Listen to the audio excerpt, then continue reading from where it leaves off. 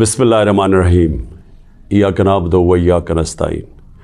میرے پاکستانیوں، میں آج اپنی ساری قوم کو سمجھانا چاہتا ہوں کہ کیوں ہم اس جگہ پہ پہنچ گئے کہ ہم جیل بھرو تحریک کا آغاز کرنا چاہتے ہیں۔ اس کی کیا وجہ ہے؟ دیکھیں، ساری دنیا میں قومیں کسی قانون کے تحت چلتی ہیں۔ قانون کیا ہوتا ہے؟ وہ آئین فیصلہ کرتا ہے کہ کیا قانون میں جائز ہے اور کون سی چیز ناجائز ہے۔ جب سے یہ امپورٹڈ حکومت آئی ہے، اس ملک کے آئین اور قانون کی دھجیاں اڑائی گئی ہیں۔ حالات یہ ہیں کہ عدالتوں کی بھی باتیں، ان کے احکامات نہ پولیس سنتی ہے، نہ یہ ریاست سنتی ہے۔ میں آپ کو مثال دیتا ہوں کہ ابھی حال ہی میں جب یہ امپورٹڈ حکومت بھاگ رہی تھی اسلام آباد کے لوکل گورنمنٹ الیکشن سے، تو عدالت نے کہا کہ فوری طور پہ ڈیٹ دو، بلکہ انہوں نے تو کہا کہ 48 گھنٹے میں کرواؤ۔ ابھی تک کوئی مہینہ ہونے لگا ہے تقریباً، ابھی تک الیکشنز نہیں ہوئے۔ اس کے علاوہ جس طرح فنڈامنٹل رائٹس، جو بنیادی حقوق، جو ہمارا آئین ہمیں ہمارے بنیادی حقوق کی حفاظت کرتا ہے، حالات یہ ہیں کہ لوگوں کو اٹھایا جاتا ہے۔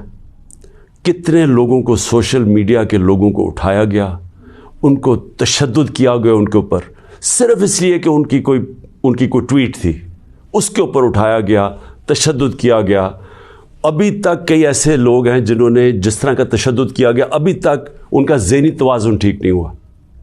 اعظم سواتی، کون سا آئین، کون سا قانون اجازت دیتا ہے کہ ایک ٹویٹ کے اوپر ننگا کر کے اس کے اوپر تشدد کیا جائے، اور پھر جب وہ پھر سے اس کو جیل میں ڈالا جاتا ہے اور پھر اس کو کوئی 30 اس کے اوپر FIR کوئی بلوچستان سندھ میں کی جاتی ہے۔ شیخ رشید، آئین اس کو عدالت اس کو ضمانت دیتی ہے، اس کے باوجود اس کو اٹھا کے لے جاتے ہیں اور اس کے اوپر کیسز سندھ اور بلوچستان میں کر دیتے ہیں۔ فواد چودھری، عدالت 4 دفعہ کہتی ہے IG کو کہ پیش کرو فواد چودھری کو عدالت میں، اور وہ اس کو اسلام آباد لے جاتے ہیں۔ تو یہ تو میں تھوڑی مثالیں دے رہا ہوں جو شہباز گل سے ہوا۔ کسٹوڈیل ٹارچر، تشدد، یہ پاکستان کے قانون کے خلاف ہے۔ تشدد بھی ہوا اور اس کو کوئی ریلیف نہیں ملی، اور پھر ڈرایا دھمکایا گیا اور کیسز کیے گئے۔ پرامن احتجاج ہمارا تھا 25 مئی کو، اس کے اوپر جو ظلم کیا گیا، کون سا قانون اور آئین ایک جمہوریت میں اجازت دیتا ہے کہ پرامن احتجاج کے اوپر تشدد کرو؟ انہوں نے 3 دھرنے ہمارے اگینسٹ دیے اور لانگ مارچز کی، کس کے اوپر ہم نے کوئی سختی کی؟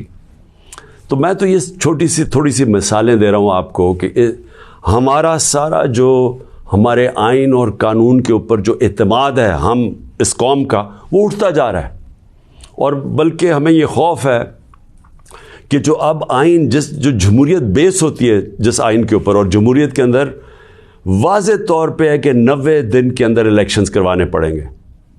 ہم نے اپنی 2 حکومتیں پنجاب اور سندھ میں کیوں گرائیں؟ ڈیزالو کی خود کوئی ایسے نہیں کرتا۔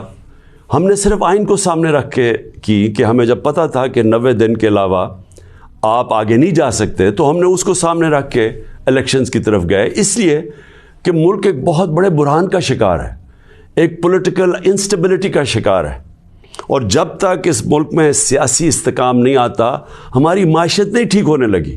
تو ہم نے قربانیاں دی 2 گورنمنٹس کی، جو تقریباً 66% پاکستان ہے، صرف اس لیے کہ آئین 90 دن میں الیکشن کرواتا ہے۔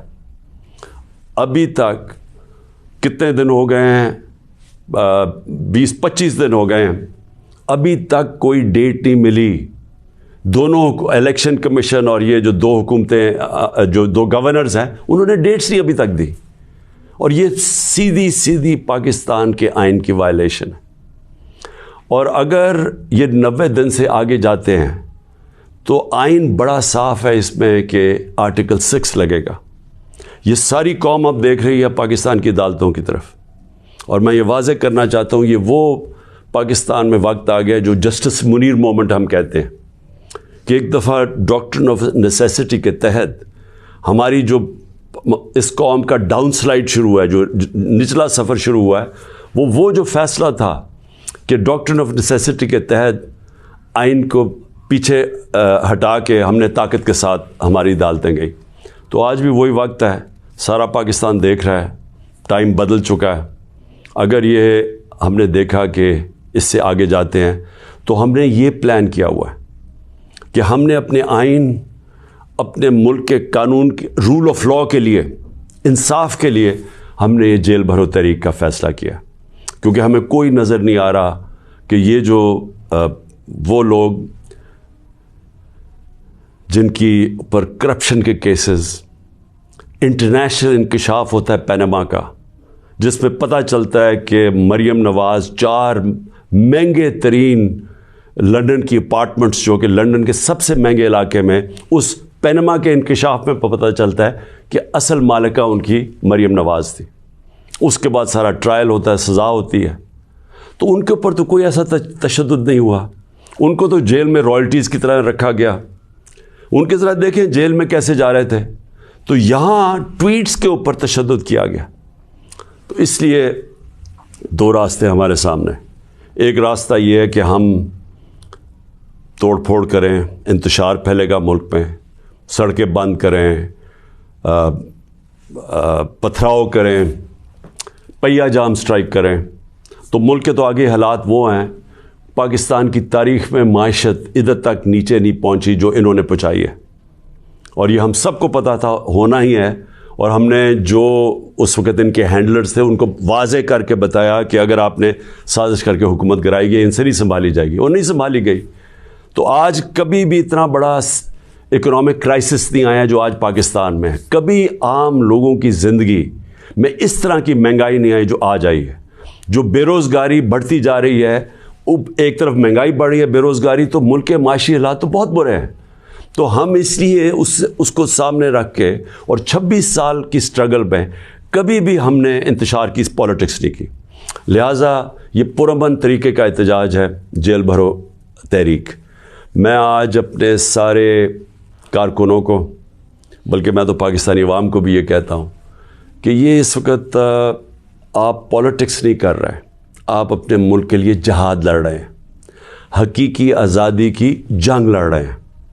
میں آج آپ سب کو کہوں گا کہ میرے اپنے کارکنوں کو کہ جو ہمارے ضلعی صدر ہیں, ڈسٹرکٹ پریزیڈنٹس جو ہیں, ان کے اوپر رجسٹریشن شروع کریں کہ جنہوں نے ہم پہلے ہر پاکستان کے شہر میں ہم جیل بھرو تحریک شروع کریں گے. تو پہلے میں چاہتا ہوں کہ والنٹیئرز اپنی رجسٹریشن کریں, اور اس کے بعد میں پھر آپ کو ڈیٹ دوں گا کس دن ہم نے جیل بھرو تحریک کا آغاز کرنا ہے, اور اس کی چند دنوں کے اندر ہوگی. اور اس لیے میں چاہتا ہوں کہ جلدی جلدی آپ اپنی آپ جو رضاکار ہیں وہ سامنے آئیں.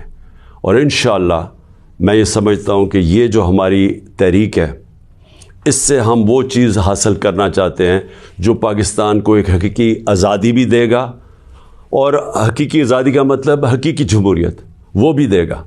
اور وہ انشاءاللہ وہی ایک پاکستان کو ایک وہ جمہوریت جدھر رول آف لاء ہے, جدھر قانون کی حکمرانی ہے, وہی پاکستان کو اس دلدل سے نکالے گا.